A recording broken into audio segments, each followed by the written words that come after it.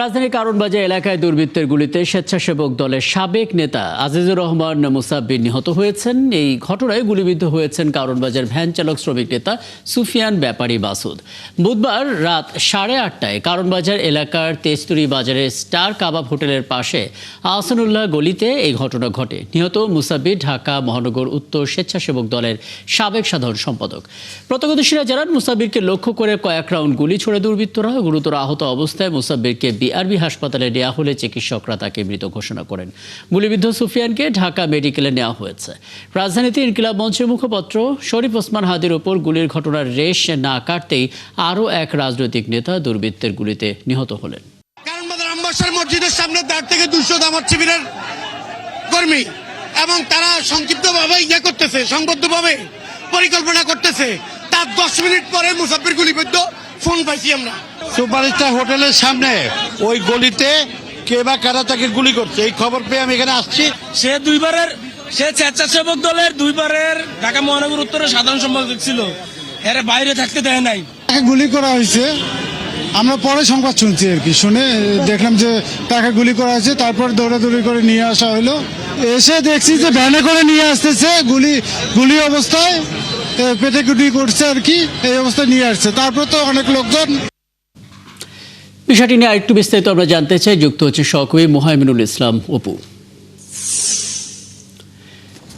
অপু, একটু বলবেন মুসাফির হত্যাকাণ্ডের ঘটনায় এখন পর্যন্ত কাউকে আটক করা গেল কিনা এবং হত্যাকাণ্ডের মোটিভ কি হতে পারে এবং এখন পর্যন্ত আসলে এলাকার কি অবস্থা?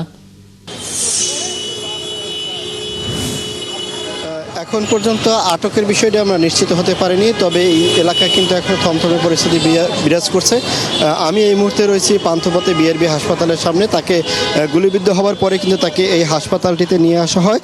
তারপর এখানে আসার পরে কিন্তু কর্তব্যরত চিকিৎসক তাকে মৃত ঘোষণা করে। কিছুক্ষণ আগে কিন্তু মুসাব্বিরকে কিন্তু ঢাকা মেডিকেল হাসপাতালে নিয়ে যাওয়া হয়েছে, সেখানে পোস্টমর্টম করার কথা রয়েছে। এছাড়া তার সাথে যে আরেকজন ছিল ভ্যান চালক শ্রমিক দল নেতা, তিনিও কিন্তু গুলিবিদ্ধ হয়েছেন। তিনিও ঢাকা মেডিকেলে কিন্তু ভর্তি রয়েছেন। এই মুহূর্তে বিআরবি হাসপাতালের সামনে স্বেচ্ছাসেবক দলের নেতাকর্মী সহ বিএনপির অন্যান্য সংগঠনের নেতৃবৃন্দ তারা কিন্তু এখানে এসেছেন এবং তাদের নেতারাও কিন্তু এখানে এসে তাদের খোঁজখবর নিয়েছেন। তবে কিছুক্ষণ আগে কিন্তু তাকে কিন্তু এই ঢাকা মেডিকেল হাসপাতালে তাকে নিয়ে যাওয়া হয়। এখান থেকে তার গুলিবিদ্ধের ঘটনায় কিন্তু ইতিমধ্যে রাজধানীতে আমরা কয়েকটি জায়গায় বিক্ষোভ করতে দেখেছি। কিছুক্ষণ আগে কারণবাজার মোড়ে কিন্তু আমরা সেই বিক্ষোভ দেখেছি।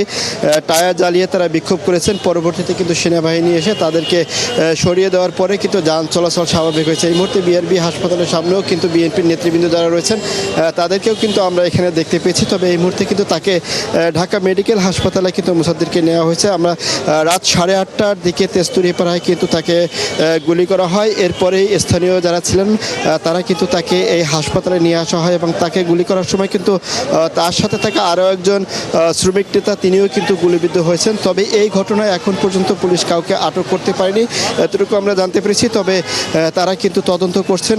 আশপাশের যে সড়কগুলো রয়েছে সেই সড়কের সিসিটিভির ফুটেজগুলো তারা সংগ্রহ করে এই দুর্বৃত্তদের শনাক্তে তারা কিন্তু চেষ্টা চালিয়ে যাচ্ছে। তবে এই মুহূর্তে এখানে যারা রয়েছেন বিএনপি নেতাকর্মী তাদের সাথে আমরা কথা বলেছি। তারা যেটি বলছেন যে তিনি ঢাকা মহানগর উত্তরের 2বারের সাধারণ সম্পাদক ছিলেন স্বেচ্ছাসেবক দলের এবং তিনি অত্যন্ত ভালো লোক ছিলেন, এমনটাই ছিলেন। তার শত্রু আছে এমনটাও কিন্তু তারা বলছেন। তার কোনো শত্রু নেই, তিনি একজন ভালো মানুষ ছিলেন, কিন্তু তার উপরে এমন গুলিবর্ষণের ঘটনায় যেমনি তারা সবাই কিন্তু উদ্বিগ্ন। এই মুহূর্তে কিন্তু বিআরবি হাসপাতালের সামনে কিন্তু তারা বিক্ষোভ করছেন, দেখতেই পাচ্ছেন। তারা নানা স্লোগান দিচ্ছেন এই মুহূর্তে। তবে পরবর্তীতে আমরা ঢাকা মেডিকেল থেকে বিস্তারিত আরও খবর জানাতে পারবো। রাকিব, এই ছিল আমার কাছে বিআরবি হাসপাতালের সামনে থেকে মুসাদ্দিরকে। অনেক ধন্যবাদ মোহাইমিনুল অপু। নিশ্চয়ই পরবর্তীতে আরও কথা হবে এবং আরও নতুন আপডেট আপনার কাছ থেকে আমরা জানতে পারবো। সহকর্মী মোহাইমিনুল খান অপু আমাদের সঙ্গে যুক্ত হয়েছিলেন।